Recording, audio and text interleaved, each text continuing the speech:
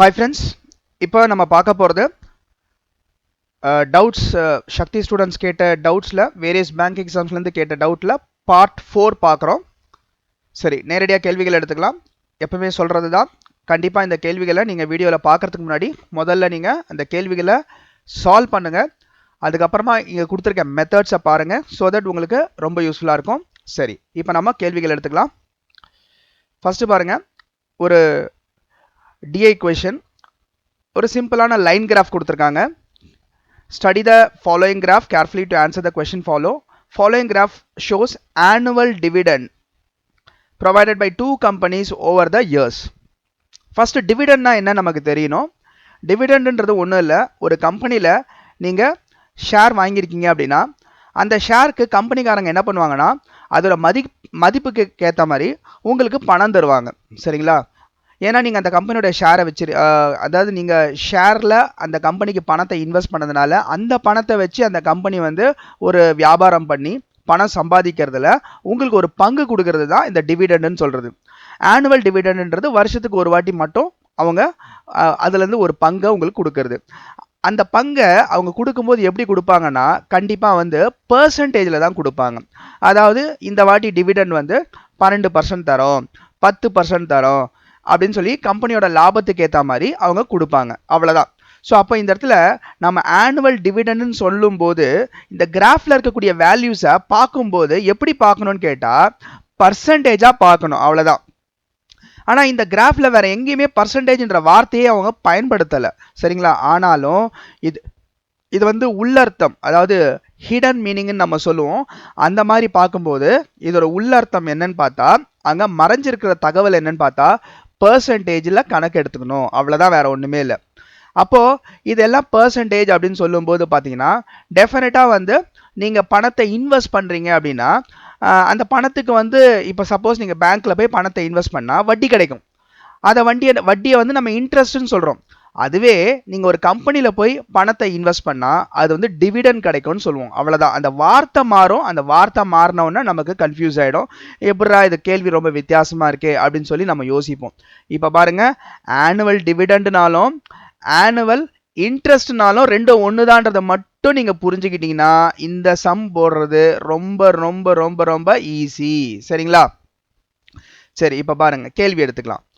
If Mr. X invest a total of rupees 50,000 in 2014 in A and B and receives a dividend of rupees 5,600, what amount of money is invested in B? இதான் கேட்குறாங்க. அதாவது mister எக்ஸ்ன்றவர்கிட்ட 50,000 ரூபாய் பணம் இருக்கு. அதை 2014 அவர் invest பண்றாரு. எவ்வளோ ரூபாய் இன்வெஸ்ட் பண்றாரு? 50,000 ரூபாய் இன்வெஸ்ட் பண்றாரு. கம்பெனி ஏல பில இன்வெஸ்ட் பண்றாரு. மொத்தமாக 50,000 ரூபாய். இப்போ ரெண்டு கம்பெனில இருந்தும் பார்த்தீங்கன்னா அவருக்கு டிவிடெண்ட் வந்திருக்கு 5,600 ரூபாய். இப்போ கேள்வி என்னன்னா அவர் பீன்ற கம்பெனிக்கு எவ்வளோ பணம் முதலீடு செஞ்சாரு, அதாவது இன்வெஸ்ட் பண்ணாரு. இதுதான் கேள்வி. இதை நமக்கு புரிஞ்ச மாதிரி நம்ம மாத்திக்கிறதா இருந்தா என்ன பண்ணலாம்னா ரொம்ப சிம்பிள். ஒருத்தர்கிட்ட 50,000 ரூபாய் இருக்கு. அவரு ரெண்டு பேருக்கு, சரிங்களா, பிரிச்சு ஏபின்ற ரெண்டு பேருக்கு வட்டிக்கு கொடுக்குறாரு. அப்படி கொடுக்கும்போது ஏக்கு ஒரு வட்டிக்கும் பிக்கு ஒரு வட்டிக்கும் தராரு. ஆனா கடைசியா அவருக்கு ரெண்டு பேர்கிட்ட கொடுத்த பணத்துக்கு வட்டி மொத்த பணமா, அதாவது 50,000க்கு மொத்தமா வட்டியா கிடைச்ச பணம் வந்து 5,600 ரூபாய். ஸோ இந்த கேள்வியும் இப்ப நான் சொன்னதும் இங்க கொடுத்துருக்க இந்த கேள்வியும் ரெண்டும் ஒண்ணுதான். ஸோ இதை புரிஞ்சுக்கிட்டா நம்ம ஆன்சர் போட்டுடலாம். சரி, அப்பனா என்ன அர்த்தம்? ஏன்ற அந்த கம்பெனி எவ்வளோ டிவிடெண்ட், அதாவது இன்ட்ரெஸ்ட் கொடுத்தாங்க அப்படின்னு பார்த்தா 2014 இந்த ப்ளூ கலர் கோடு ஏ. அப்போ ப்ளூ கலர் கோடு ஏன்றது 12% வட்டி கொடுத்துருக்காங்க. அதே மாதிரி இந்த ஆரஞ்சு கலர் கோடு பார்த்தீங்கன்னா பி. ஸோ இது வந்து 10% வட்டி கொடுத்துருக்காங்க. அவ்வளோதான். ஸோ அப்போ ஏ 12%, ஏ கம்பெனி 12% வட்டியும் பி கம்பெனி 10% வட்டியும் கொடுத்துருக்காங்க. எனக்கு மொத்தமாக 5,600 ரூபாய் வட்டியாக கிடைச்சிருக்கு. சரிங்களா? அப்போ இந்த இடத்துல ஆவரேஜா வட்டி எவ்வளோ கிடைச்சது, ஆவரேஜா வட்டி எவ்வளோ கிடைச்சதுன்றத நான் கணக்கு போட்டால் உடனே என்னால் ஆன்சர் பண்ண முடியும். ஸோ அதனால் நான் என்ன பண்ணுறேன், 50,000 ரூபாய்க்கு 5,600 ரூபாய் வட்டி கிடைச்சிருக்கா. அப்போது இந்த 50,000 ரூபாய்க்கு இந்த 5,600 ரூபான்றது எவ்வளோ வட்டி அப்படின்னு நான் கணக்கு போடுறேன். ஸோ இந்த 5,600 நான் பிரிச்சுக்கிறேன். 5,000 ரூபாய் ப்ளஸ் 500 ரூபாய் ப்ளஸ் 100 ரூபான்னு பிரிச்சுக்கிறேன். ஏன்னா என்னோட கன்வீனியன்ஸ்க்காக நான் வேகமாக சம்ம போடுறதுக்காக பிரிச்சுக்கிறேன். இந்த 5,000 ரூபாய்ன்றது 50,000க்கு 10%. இதெல்லாம் நான் சொல்ல வேண்டிய அவசியமே இல்லை, உங்களுக்கு புரியறதுக்காக எழுதி காட்டுறேன். பட் இது மனசில் அப்படி செகண்டில் போட்டு போகிற சம் இது. சரிங்களா? சரி, அடுத்தது 500 ரூபான்றது இந்த 50,000க்கு 1%. சரிங்களா? அதே மாதிரி 100 ரூபான்றது பாருங்க, இந்த 50,000 ரூபாய்க்கு 50 அப்படின்ற நம்பர் வந்து 0.1%, அதாவது 0.1%. உங்களுக்கு தெரியணும் கண்டிப்பா. என்னன்னா 10%னா ஒரு புள்ளி தள்ளி வச்சா, ரைட்ல இருந்து ஒரு புள்ளி தள்ளி வச்சா அது 10%. அதுவே 1%னா ரைட்ல இருந்து 2 புள்ளி தள்ளி வச்சா வர்றது 1%. அதுவே எனக்கு 0.1%னா ரைட்ல இருந்து 3 புள்ளி தள்ளி வச்சா வர்றது, அதாவது 50. 50ன்றது 0.1%. அப்போ இங்க 100 இருக்கு, 100ன்றது 0.2%. அவ்வளவுதான். அப்பனா இது மூணுத்தையும் கூட்டுங்க, 11.2 11.2%. அவ்வளவுதான், வேற ஒண்ணுமே இல்லை. நம்பரை ஸ்பிளிட் பண்ணுங்க. அது மொத்தமா இருக்கும்போது, பெருசா இருக்கும்போது உங்களுக்கு கஷ்டமா இருக்கும். ஆனா அதையே நீங்க பிரிச்சுட்டீங்கன்னா ஈஸி ஆயிடும் எப்பவுமே. சரிங்களா? ஸோ அப்ப 11.2% ஆவரேஜா வட்டி கிடைச்சிருக்கு. அப்பனா ஏக்கு அவரு, அதாவது கம்பெனி ஏ கொடுத்த வட்டி வந்து 12, கம்பெனி பி கொடுத்த வட்டி 10, ஆவரேஜா ரெண்டும் சேர்த்து 11.2. அப்ப இதை ஆவரேஜ் மிக்சர் அலிகேஷன்ல இந்த சம போட்டு போயிட்டே இருக்கலாம். அப்ப பாருங்க நான் எப்படி எழுதுறேன் பாருங்க. அப்போ ஏன்ற கம்பெனி வந்து, ஏன்ற கம்பெனி பின்ற கம்பெனி, ஏ கம்பெனி 12% வட்டிக்கு கொடுத்துருக்காங்க. அதாவது இன்வெஸ்ட்மெண்ட் பண்ணவங்களுக்கு 12% டிவிடெண்ட் கொடுத்துருக்காங்க. பி வந்து இன்வெஸ்ட்மெண்ட் பண்ணவங்களுக்கு 10% வந்து வட்டி, அதாவது வட்டின்னு சொல்லக்கூடாதீங்க, டிவிடெண்ட் கொடுத்துருக்காங்க. அதுக்கப்புறம் ஆவரேஜா 2 பேர்கிட்ட இருந்தும் ஒருத்தருக்கு 50,000 ரூபாய் இன்வெஸ்ட் பண்ண ஒருத்தருக்கு வந்து எவ்வளவு பணம் கிடைச்சிருக்குன்னா 11.2% கிடைச்சிருக்கு. அவ்வளவுதான். இப்ப இது ரெண்டுத்துக்கும் வித்தியாசம் எடுங்க. இப்ப இது ரெண்டுத்துக்கும் வித்தியாசம் எடுத்தா 12 11.2னா 0.8 வந்துடும். அப்புறம் இது ரெண்டுக்கு வித்தியாசம் எடுத்தீங்கன்னா 10 11.2க்கு வித்தியாசம் எடுத்தா 1.2 வந்துடும். இது அப்படியே நீங்க ரேஷியோல எடுத்தீங்கன்னா 1.2 0.8 ரெண்டுத்தையும் மல்டிப்ளை பை 10 போட்டா 12:8 மாறிடும். ரேஷியோன்னு பார்த்தா 3:2 மாறிடும். அப்ப ரேஷியோ 3:2. அப்போ 50,000 ரூபாய் பணத்தை அவர் எந்த ரேஷியோல பிரிச்சிருக்காருன்னா 3க்கு 2ன்ற பங்கு. 3க்கு 2னா 3 பங்குன்றது 2 பங்குன்றது 30,000 20,000. அப்ப ஏக்கு 30,000 ரூபாவும் பி கம்பெனில அவர் 20,000 ரூபாவும் இன்வெஸ்ட் பண்ணிருக்காரு. அவ்வளவுதான். கேள்வி பிரகாரம் பி கம்பெனிக்கு அவர் எவ்வளவு முதலீடு செஞ்சாருன்னு தான் கேள்வி கேட்டிருக்காங்க. கவனிங்க, ரொம்ப சிம்பிள். 3:2ன்ற ரேஷியோல பணத்தை இன்வெஸ்ட் பண்ணிருக்காரு. ஏலியும் பிலியும் சொல்லும் போது மொத்தமா 50,000 சொல்லும் போது இது 3 மடங்கு, இது 2 மடங்குனா இது 20,000 மாறிடும். அதே மாதிரி இது 3 மடங்குன்றது 30,000 மாறிடும். அவ்வளவுதான், வேற ஒண்ணுமே இல்லை. ஸோ அப்ப பாருங்க, அவரு பி கம்பெனில எவ்வளவு இன்வெஸ்ட் பண்ணிருக்காரு? 20,000. இங்க 20,000 இங்க இல்ல, அதனால ஆப்ஷன் நன் ஆஃப் திஸ்ன்னு சொல்லிட்டு போயிட்டே இருக்கலாம். புரியறதுக்காக நான் நிறைய எக்ஸ்பிளனேஷன் கொடுத்துருப்பேன். பட் இதெல்லாம் தேவையில்லை. இதெல்லாம் வந்து அதாவது நம்ம கண்ணால பார்த்து போட்டு போயிட்டே இருக்க கூடிய சம். சப்போஸ் உங்களுக்கு எழுதி தான் போடணும்னா நீங்க மேக்சிமம் இதை மட்டும் எழுதலாம், வேற எதுவும் தேவையில்லை. சரிங்களா? இப்ப அடுத்த கேள்வி எடுத்துக்கலாம். அகைன் அதே அடிப்படையை கொடுத்துருக்க கேள்வி. அகைன் ஆனுவல் டிவிடெண்ட்னா இப்பதான் சொன்ன, ஒரு கம்பெனில இன்வெஸ்ட் பண்ணா அவங்க வட்டி கொடுக்கறத ஆனுவல் டிவிடெண்ட்னு சொல்லுவாங்க. அதே பேங்க்ல நீங்க இன்வெஸ்ட் பண்ணா வட்டின்னு சொல்லுவாங்க. இதுதான் வித்தியாசம், மற்றபடி எல்லாம் சேம் தான். சரி, இப்ப பாருங்க கேள்வி எடுத்துக்கலாம். மிஸ்டர் எக்ஸ் இன்வெஸ்டட் rupees 10,000, 10,000 ரூபாய் இன்வெஸ்ட் பண்ணிட்டாரு இன் பி இன் 2014. பில, அதாவது ஆரஞ்சு கலர் கோடு தான் பி. பில 2014ல அவரு 10,000 ரூபாய் இன்வெஸ்ட் பண்ணிட்டாரு. அப்போ அதுக்கு அடுத்தது அண்ட் ஆஃப்டர் 1 year, ஒரு வருஷம் கழிச்சு invested the whole amount in a, அதாவது பில இன்வெஸ்ட் பண்ண பணத்தை ஒரு வருஷம் கழிச்சு அவரு எல்லாத்தையும் எடுத்துட்டு திருப்பி அதை ஏல இன்வெஸ்ட் பண்றாரு. சரிங்களா? அப்ப ஏ, அது ஏன்னா ஹோல் அமௌண்ட் அப்படின்ற வார்த்தை கொடுத்துருக்காங்க. அப்ப ஹோல் அமௌண்ட்னா அவரு வச்சிருந்த 10,000 பிளஸ் அந்த கம்பெனி பில வந்த அந்த ஒரு வருஷத்துக்கான டிவிடெண்ட் அதாவது வட்டி. சரியா, ரெண்டுத்தையும் சேர்த்தா எவ்வளவு அமௌண்ட் வருமோ அது ஹோல் அமௌண்ட். அதை திருப்பி அவர் எதுல போடுறாரு, ஏல போடுறாரு, ஏ கம்பெனில இன்வெஸ்ட் பண்றாரு. அப்போ then what is the total dividend Mr. X receives at the end of 2 years? at the end of 2 years னா அது 2015வது வருஷத்தோட கடைசியில அவருக்கு எவ்வளவு பணம் கிடைக்கும்.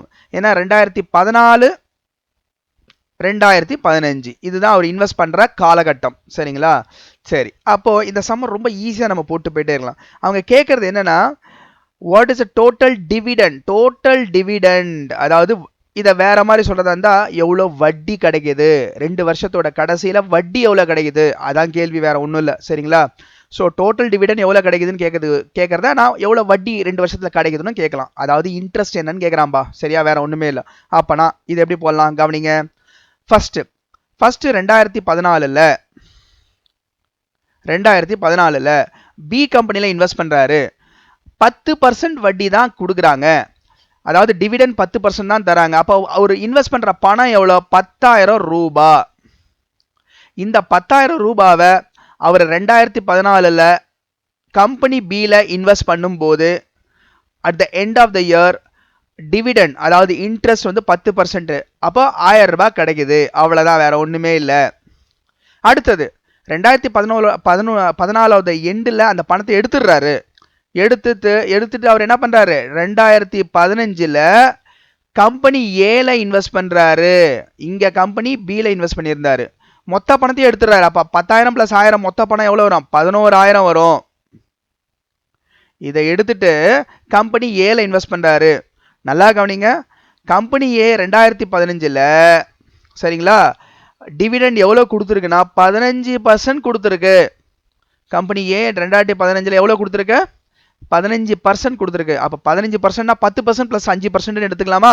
அப்ப 10% எவ்வளவு, இதுல 11,000க்கு 10% எவ்வளோ, 1100. சரிங்களா, அப்படியே ஒரு 5%னா இதுல பாதி, அப்போ 550. அவ்வளவுதான், வேற ஒண்ணுமே இல்லை. அப்பனா இங்க கம்பெனி 2014 கம்பெனி பி கொடுத்த வட்டி 10%, 2015 கம்பெனி ஏ கொடுத்த வட்டி 15%. அதாவது வட்டினா டிவிடெண்ட், இதெல்லாம் வட்டி அல்லது இதெல்லாம் டிவிடெண்ட். இதெல்லாத்தையும் கூட்டினா எவ்வளவு வருது, இது ஒரு 1000, இது ஒரு 1000, 2000, அதுக்கப்புறம் இது ஒரு 600, அதுக்கப்புறம் இது ஒரு 50, 2650. அப்ப 2650 இது மூணுத்தையும் கூட்டி பாருங்க எவ்வளவு வருது பாருங்க, 2650. இதுதான் ஆன்சர், வேற ஒண்ணுமே இல்லை. உங்களுக்கு புரியறதுக்காக சில விஷயத்த நான் ரிப்பீட் பண்ணியிருப்பேன். சரிங்களா, பட் அதெல்லாம் தேவையில்லை.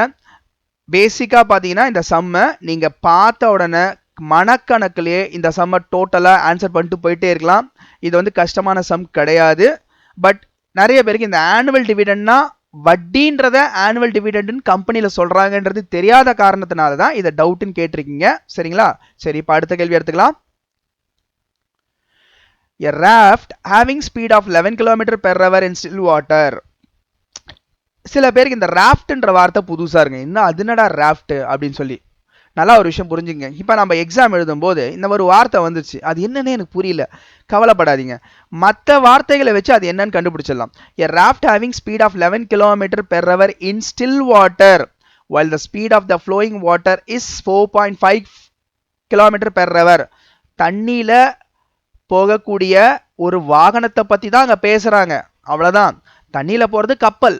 சரிங்களா, நமக்கு பொதுவா தெரிஞ்ச பேர் ஷிப். ஆனா ஷிப்லயே பாத்தீங்கன்னா ஸ்டீமர் போட்டு நிறைய டைப்ஸ் ஆஃப் போட்ஸ் இருக்கு. சரிங்களா, அதுல ஒரு வகை தான் ராஃப்ட். அதனால நமக்கு அந்த பேர் தெரிஞ்சிருக்கணும்னு அவசியம் இல்லை. எக்ஸாம் இந்த மாதிரி வார்த்தை கொடுக்கறது உங்களை அவங்க டெஸ்ட் பண்றாங்க, இது தெரியுதான்ட்டு, ஒரு காமன் சென்ஸ் யூஸ் பண்றீங்களான்ட்டு செக் பண்றாங்க, அவ்வளவுதான். அதனால நம்ம இந்த தண்ணியில போற வண்டியை பத்தி பேசுறாங்க. அது அந்த ராஃப்ட்ன்றது எனக்கு மீனிங்கே தெரியலனா கூட நானே யோசிக்கலாம், காமன் சென்ஸ் யூஸ் பண்ணும்போது அது கப்பல், அவ்வளவுதான், முடிஞ்சு போச்சு. சரிங்களா, அது ஒரு வகையான கப்பல் அப்படின்னு சொல்லிட்டு போயிட்டே இருங்க. சரி, இப்ப கேள்விக்குள்ள வந்துடலாம். இது வந்து ஸ்பீடு, டைம், டிஸ்டன்ஸை பேஸ் பண்ண சம். அப்போ ஸ்பீடு, டைம், டிஸ்டன்ஸ்னு எழுதிக்கிறேன். இங்க முக்கியமா என்னன்னா தண்ணியில வண்டி போகும்போது நல்லா புரிஞ்சுக்கங்க, காத்துல நீங்க சைக்கிள் ஓட்டும் போது எதிர் திசையில ஓட்டும் போது கஷ்டப்பட்டு வண்டி சைக்கிள் மெரிக்கிற மாதிரி இருக்கும். அதுவே வந்து காத்து வந்து காத்தும் நீங்க சைக்கிள் ஓட்டுற திசையும் ஒரே திசையா இருந்ததுன்னா ஈஸியா சைக்கிள் மெரிக்கிற மாதிரி இருக்கும். அப்பனா என்ன அர்த்தம், உங்களோட வேகத்தை எதிர் திசையில காத்து வந்தா அது உங்களோட வேகத்தை கம்மி பண்ணுது. அதுவே காத்து நீங்க போற திசையில இருந்ததுன்னா உங்க வேகத்தை அதிகப்படுத்துறது எப்போ சைக்கிள் ஓட்டும் போது. இதே விஷயம் தண்ணியிலே நடக்கும். கப்பல் போற வேகமும் டைரக்ஷனும் தண்ணி போற டைரக்ஷனும் எதிர் திசையில இருந்ததுன்னா ஸ்பீடு கப்பலோட ஸ்பீடு கம்மியாகும். அதே மாதிரி தண்ணி போற வேகமோ தண்ணியோட டைரக்ஷனும் கப்பலோட டைரக்ஷனும் ஒரே டைரக்ஷன்ல இருந்தா கப்பலோட வேகம் அதிகமாகும். அவ்வளவுதான். அதாவது இந்த விஷயம் மட்டும் நமக்கு தெரியணும். இது ரெண்டும் சேம் டைரக்ஷனா இருந்தா இதை டவுன் ஸ்ட்ரீம்னு சொல்லுவோம். இது ரெண்டும் ஆப்போசிட் டைரக்ஷனா இருந்ததுன்னா தண்ணியும் கப்பலும் ஆப்போசிட் டைரக்ஷனா இருந்ததுன்னா இதை அப்ஸ்ட்ரீம்னு சொல்லுவோம். இந்த வார்த்தை மட்டும் தெரிஞ்சுக்கங்க. டவுன் ஸ்ட்ரீம்னா ஒன்றும் இல்லை, கப்பலோட ஸ்பீடும் தண்ணியோட ஸ்பீடையும் கூட்டிக்கணும், அதாவது பிளஸ் பண்ணணும்.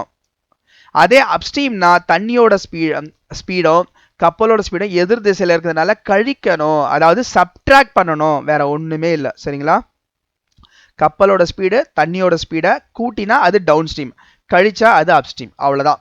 அப்ப இந்த வேகத்துல தான் அது கூட்டின பிறகு வர வேகத்துல தான் கப்பல் மூவ் ஆயிட்டு இருக்கு, அதை டவுன் ஸ்ட்ரீம்னு சொல்லுவோம். கழிச்ச பிறகு வர வேகத்துல தான் கப்பல் மூவ் ஆயிட்டு இருக்கு, அதை அப்ஸ்ட்ரீம்னு சொல்லுவோம். அவ்வளவுதான். சரி, இப்ப விஷயத்துக்கு வந்துருவோம். பாருங்க, இப்ப என்னன்னா கேள்வி எடுத்துக்கலாம். A raft rose to a place at a distance of 403 kilometers and returns. நல்லா பாருங்க, rose to a place at a distance of 403 and returns என்ற வார்த்தை இருக்கு. அப்போ போயிட்டு வருதுன்னு அர்த்தம். அப்போ and returns back to the starting point, போன இடத்துக்கே திருப்பி வந்துடுது. அப்ப என்ன, அது கப்பல் இப்படி போகுது, திருப்பி போன இடத்துக்கே திருப்பி வந்துடுது, அதாவது ஆரம்பிச்ச இடத்துக்கே திருப்பி வந்துடுது, போகுது, அந்த இடத்துல இருந்து திருப்பி ரிட்டர்ன் ஆயிடுது. அப்பனா இப்போ இந்த இடத்துல ரெண்டு விஷயம் நடக்கும். ஒரு டைம்ல கப்பல் வந்து தண்ணீரை எதிர்த்து போற மாதிரி இருக்கும், இன்னொரு டைம்ல கப்பல் வந்து தண்ணியோட டைரக்ஷன்லயே வர மாதிரி இருக்கும். அப்போ ஒரு டைம்ல அப்ஸ்ட்ரீம்ல தான் கப்பல் போயாகணுன்ற கட்டாயம் இருக்கும், இன்னொரு டைம்ல கப்பல் வந்து டவுன் ஸ்ட்ரீம்ல தான் வந்திருக்கணுன்ற கட்டாயம் வந்துடும். சரி, இப்போ கப்பலோட ஸ்பீடு வந்து கப்பல் மூவ் ஆகிற ஸ்பீடு 11 கிலோமீட்டரும் தண்ணி மூவ் ஆகிற ஸ்பீடு 4.5 கொடுத்துருக்காங்க. அப்போ இதை கூட்டினா கிடைக்கிறது டவுன் ஸ்ட்ரீம். இப்போ கூட்டினா 11 4.5 ரெண்டுத்தையும் கூட்டா 15.5, அதுதான் இங்க வரணும். அதே மாதிரி இந்த 11 4.5 ரெண்டுத்தையும் கழிச்சா வர்றது 6.5, அதுதான் அப்ஸ்ட்ரீம்னு வரணும். சரிங்களா? கப்பல் வந்து போற தூரமும் வர தூரம் ஒண்ணுதான். ஸோ 403 கிலோமீட்டர் போறது, வர்றதும் 403 கிலோமீட்டரு, அவ்வளவுதான், வேற ஒண்ணுமே இல்லை. இப்ப என்ன கேள்வி கேட்குறாங்க, எவ்வளோ நேரத்தில் போயிட்டு வராங்க, எவ்வளோ நேரத்தில் போயிட்டு வராங்க, இதானே. அப்போ இந்த டைம் டேக்கனை கண்டுபிடிச்சா நமக்கு டோட்டல் டைம் டேக்கன் கண்டுபிடிச்சிடலாம். அப்போ ஆன்சரை சொல்லிட்டு போயிட்டே இருக்கலாம், அவ்வளோதானே. அப்போ என்ன இந்த கொஸ்டின், அப்போ என்ன கஷ்டமான கேள்வியா? ரொம்ப ஈஸியான கேள்வி தானே. சரி, கவனிங்க. இங்கே என்னன்னா இந்த கேல்குலேஷனில் நீங்கள் நிறைய பேர் வந்து ஏமாந்துருவீங்க. கேல்குலேஷன் ஏன்னா இந்த 0.5 அந்த மாதிரிலாம் கொடுக்கும்போது நம்ம என்ன பண்ணுவோம், போடுறதுக்கு கொஞ்சம் திணறிடுவோம். சரி, இப்போ நம்ம விஷயத்துக்கு வருவோம். டைம் கண்டுபிடிக்கணும்னா என்ன பண்ணணும், டிஸ்டன்ஸையும் ஸ்பீடையும், டிஸ்டன்ஸ் டிவைட் பை ஸ்பீடை போட்டால் டைம் கிடைச்சிடும். கரெக்டா? அதே மாதிரி அதே மாதிரி தான் இந்த அப்ஸ்ட்ரீம் டவுன் ஸ்ட்ரீம் ரெண்டுத்துக்கும் நம்ம டைமை கால்குலேட் பண்ண போகிறோம். சரி, இப்போ பாருங்க, அப்போ இந்த இடத்துல டைமை கண்டுபிடிக்கணும். அப்போ நான் இந்த வேல்யூ எடுத்துக்கிறேன், 403 டிவைட் பை 6.5. அப்போ கவனிங்க, 403 டிவைட் பை 6.5 டிவைட் பண்ணுறேன். எனக்கு இதை வந்து அப்படியே வச்சு டிவைட் பண்ணுறதை விட நான் என்ன பண்ணுறேன், எனக்கு இது ஈஸியாக ஆக்கலான்றதுக்காக மேலேயும் கீழேயும் 2ஆல் மல்டிப்ளை பண்ணிக்கிறேன். எதுக்காக அப்படின்னு கேட்டால் நல்லா பாருங்க, 403 பை 6.5 ப்ளஸ் இதை கேல்குலேட் பண்ணால் எனக்கு டைம் கிடைக்கும். அதே மாதிரி எனக்கு கவனிங்க, இதே 403 டிஸ்டன்ஸு, ஸோ அதாவது அப்ஸ்ட்ரீம் தண்ணி எதிர்த்து போகும்போது 6.5 கிலோமீட்டர் வேகத்தில் கப்பல் மூவ் ஆகுது, தண்ணியோட திசையிலேயே கப்பல் போகும்போது 15.5 கிலோமீட்டர் வேகத்தில் கப்பல் வந்து மூவ் ஆகுது. சரிங்களா? ஸோ இதை ரெண்டுத்தையும் distance by time, distance by speed, அதே மாதிரி டிஸ்டன்ஸ் பை ஸ்பீடை கால்குலேட் பண்ணால் எனக்கு டோட்டல் டைம் ஆஃப் ஜேர்னி கிடச்சிரும். இப்போ இதை எப்படி ஈஸியாக அடிக்கிறது, அதாவது சால்வ் பண்ணுறதுன்றது முக்கியம். நான் என்ன பண்ணுறேன், இங்கேயும் 0.5 இங்கேயும் 0.5 இருக்கா, நான் ரெண்டுத்தையும் என்ன பண்ணுறேன், மேலே கீழே ரெண்டு சைடும் 2ஆல் மல்டிப்ளை பண்ணுறேன். மேலேயும் 2ஆல் மல்டிப்ளை பண்ணுறேன், கீழேயும் 2ஆல் மல்டிப்ளை பண்ணுறேன். ஸோ தட் எனக்கு அந்த டெசிமல்ஸ்லாம் கேன்சல் ஆகிடும், அந்த கேன்சலேஷன் பண்ணுறது ஈஸியாக இருக்கும். ஸோ மேலே கீழே 2ஆல் மல்டிப்ளை பண்ணும்போது இங்கே 2ஆல் மல்டிப்ளை பண்ணால் 806, ஏன்னா எப்பவுமே ரெண்டு சைடுமே 2 இன்ட்டு 2 பை 2னா அது என்னன்னு அர்த்தம்? சேம் நம்பர்னு அர்த்தம். அதே மாதிரி இங்கேயும் இன்ட்டு 2 பை 2னா என்ன அர்த்தம்? சேம் நம்பர்னு அர்த்தம். ஏன்னா இந்த கால்குலேஷன்ல சில பேர் ரொம்ப டைம் வேஸ்ட் பண்ணுவீங்க, அதுக்காக இதை சொல்றேன். பட் உங்களுக்கே கால்குலேஷன் போட தெரியுதுன்னா இதை நீங்க ஸ்கிப் பண்ணிட்டு போயிட்டே இருக்கலாம். சரியா? சரி, இப்போ பாருங்க. ஸோ அப்போ 2 இன்ட்டு 403 எவ்வளோ வந்துடும்? 806 பை இது 2 இன்ட்டு 16 6.5 எவ்வளோ வந்துடும்? 13 பிளஸ் 2 இன்ட்டு 403 806 பை 15.5 into 2 னா 31. இப்ப கால்குலேஷன் தானே, ரொம்ப சிம்பிள். பாருங்க, இந்த 80ல 13 எத்தனை வாட்டி போகும்? எத்தனை வாட்டி? 6 வாட்டி. 6 வாட்டி போகும். 78 6 வாட்டி. மிச்சம் 2 2னா 2 26 26னா 2 வாட்டி.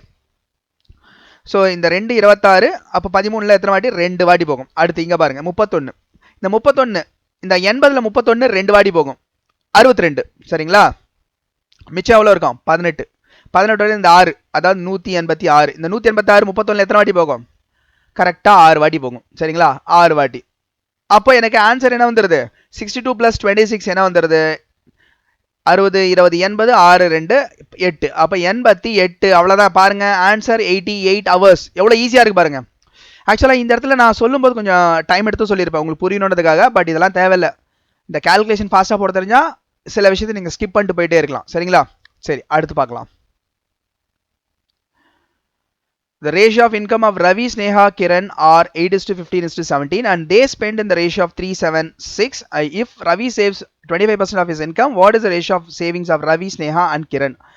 இந்த சம் பார்த்தீங்கன்னா ரொம்ப, அதாவது ஜஸ்ட் வந்து ஒரு என்ன சொல்றது, ஒரு 10 செகண்ட் அதிகபட்சம் இதுக்கு எடுத்துக்கலாம்னு சொல்லலாம். எழுதுன பிறகு 10 செகண்ட்ல போட்டு போயிட்டே இருக்கலாம். அவ்வளோ ஈஸியான சம் இது. ஈவன் நீங்கள் எழுதாமையே கூட இந்த சம்மை வந்து ஜஸ்ட் மனக்கணக்கில் இந்த சம்மை ஈஸியாக போட்டு போயிட்டே இருக்கலாம். சரி, இருந்தாலும் ஃபர்ஸ்ட் எழுதி காட்டுறேன், அதுக்கப்புறம் எப்படி இதை மனக்கணக்கில் போடுறதுன்னு சொல்கிறேன். கவனிங்க. என்ன சொல்கிறாங்க? 3 பேர். யார் யார்? ரவின்னு ஒருத்தர், ஸ்னேகான்னு ஒருத்தர், கிரண்னு ஒருத்தர். 3 பேர். ஃபர்ஸ்ட் இன்கம், அதாவது வருமானம். இந்த 3 பேருக்கு இன்கம் எவ்வளோ இருக்குன்னா, இவருக்கு ரவிக்கு 8 ரூபா இருந்ததுன்னா ஸ்னேகாவுக்கு 15 ரூபா, கிரணுக்கு 17 ரூபா. அப்போ இது 8, இது 15, இது 17. ரைட்டா? 8 15 17. அடுத்தது, and they spend in the ratio 376. பணத்தை அவங்க செலவு பண்ற ரேஷியோ எவ்வளோ இருக்கு? ஸ்பெண்ட், அதாவது எக்ஸ்பெண்டிச்சர்ன்னு நான் சொல்றேங்க. அவங்க பணத்தை எப்படி செலவு பண்றாங்கன்னா, 3 ரூபா ரவி செலவு பண்ணா ஸ்னேகா வந்து 7 ரூபா செலவு பண்றாங்க. அதே மாதிரி கிரண் வந்து 6 ரூபா செலவு பண்றாரு. இந்த ரேஷியோல தான் பணத்தை செலவு பண்றாங்க. அதான் கொடுத்துருக்காங்க. அடுத்தது, if Ravi saves 25% of his income, மொத்த வருமானத்துல ரவி வந்து சேர்த்து வைக்கிறாரு, சேவிங்ஸ் எவ்வளவு சேர்த்து வைக்கிறாரு? 25% of his income. What is the ratio of savings of Ravi, Sneha and Kiran? 3 பேருக்கு ரேஷியோ என்னன்னு கேக்குறாங்க. இந்த சம் ஜஸ்ட் வந்து அதிகபட்சம் ஒரு 10 செகண்ட்ஸ்ல போட வேண்டிய சம். சரிங்களா? சரி, லாஜிக் தெரிஞ்சுக்கங்க. வருமானம் 8க்கு 5 15க்கு 17, அவ்வளவுதானே? அப்போ இந்த 8 15 17 நீங்க உண்மையான வேல்யூவா வச்சுக்கீங்களேன், ஒன்றும் தப்பு கிடையாது. நீங்க இது 8 15 17ன்னு வச்சாலும் சரி, 80 150 170ன்னு வச்சாலும் சரி, 8000 15000 17000 வச்சாலும் சரி, ஒரே ஆன்சர் தான் வரப்போகுது. சரிங்களா?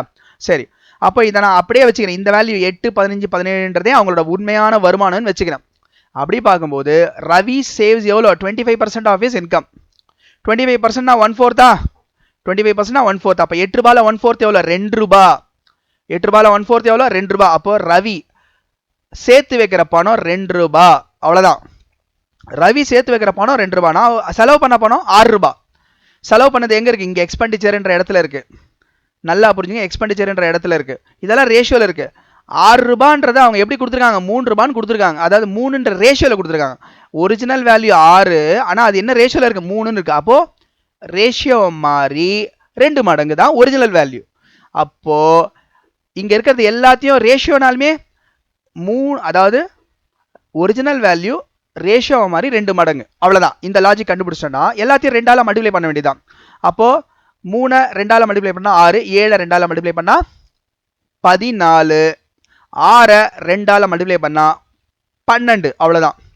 அப்போ உண்மையா அவங்க வருமானம் 8 15 17. சரிங்களா? இப்போ உண்மையா அவங்க செலவு பண்ண பணம் 6 14 12. அப்போ சேவிங்ஸ் எவ்வளோ இருக்கும்? 8 ரூபாயில் 6 ரூபா போச்சுன்னா 2 ரூபா ரவி, 15 ரூபாயில் 14 ரூபா போச்சுன்னா 1 ரூபா ஸ்னேகா, 17 ரூபாயில் 12 ரூபா போச்சுன்னா 5 ரூபா கிரண் கிட்ட இருக்கு. இவ்வளோதான் ரேஷியோ. 8 இவ்வளோதான். ஸோ அப்போ ஆன்சர் 2:1:5. இதுக்கு எவ்வளோ நேரம் ஆகும்? ஸோ இந்த சம் பாருங்கள் எவ்வளோ ஈஸியாக இருக்குது. நம்ம கொஞ்சம் வித்தியாசமாக யோசிச்சா சம்ம உடனே போட்டுடலாம். சரி, இப்போ இதை டைரெக்டாக எப்படி போடுறது? எனக்கு தெரிஞ்சு போச்சு. ரவியோட சேவிங்ஸு 25%. அப்போ 25%ல் இங்கே தான் இன்கம் இருக்குது. அப்போ மனக்கணக்கில் நான் போடுறதா இருந்தால், இதெல்லாம் எதுவுமே எழுதாமல் டைரெக்டாக போடுறதா இருந்தால், இங்கே 8 ரூபாயில் 25% அவர் சேமிக்கிறாருன்னா அவர் 2 ரூபா சேமிக்கிறாரு. அப்போ மிச்சம் எவ்வளோ இருக்குது? 6 ரூபா இருக்குது. அந்த 6 ரூபா அவர் செலவு பண்ண போனோம். அப்போ 6 ரூபாவோட ரேஷியோவை தான் 6 ரூபா ஒரிஜினலாக 6 ரூபா அவர் செலவு பண்ணார். அதை தான் ரேஷியோவில் 3ன்னு கொடுத்துருக்காங்க. அப்போ இங்கே இந்த 3 மாதிரி 2 மடங்கு தான் 6. அப்போ 7 மாதிரி 2 மடங்கு தான் 14, 6 மாதிரி 2 மடங்கு தான் 12. அப்படியே கழிச்சா வந்துருதா?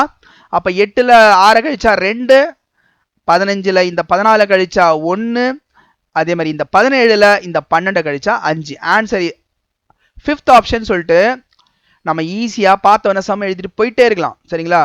அதாவது அதிகபட்சம் நீங்கள் எழுதுறதா இருந்தால் என்ன எழுதலாம்னா, இந்த சம்மை பொறுத்த வரைக்கும் 6, 14, 12ன்ற இந்த வேல்யூ மட்டும் எழுதலாம். அதிகபட்சம் நான் சொல்கிறேன். சரிங்களா? சரி, அடுத்த கேள்விக்கு போயிடலாம். எஸ் சிஸ்டன் பைப்ஸ் அண்ட் சிஸ்டன்ன்ற டாப்பிக்கில் வர்றது இது. பாருங்கள், சிஸ்டன்னா என்ன? ஒரு தொட்டி, அவ்வளோதான், வேற ஒன்றும் இல்லை. ஆனால் அந்த தொட்டியோட ஷேப் என்னன்னு கொடுத்துருக்காங்க? கியூபாய்டுன்னு கொடுத்துட்டாங்க. எஸ் சிஸ்டன் 6 meter long, 4 meter wide, contains water up to a height of 1 meter 25 centimeter. The total area of the wet surface is அப்படின்னு சொல்லி கேள்வி கேட்டிருக்காங்க. ஃபர்ஸ்ட் நான் ஒரு கியூபாய்டை வரைஞ்சிக்கிறேன். இப்படி எடுத்துப்போம் சும்மா.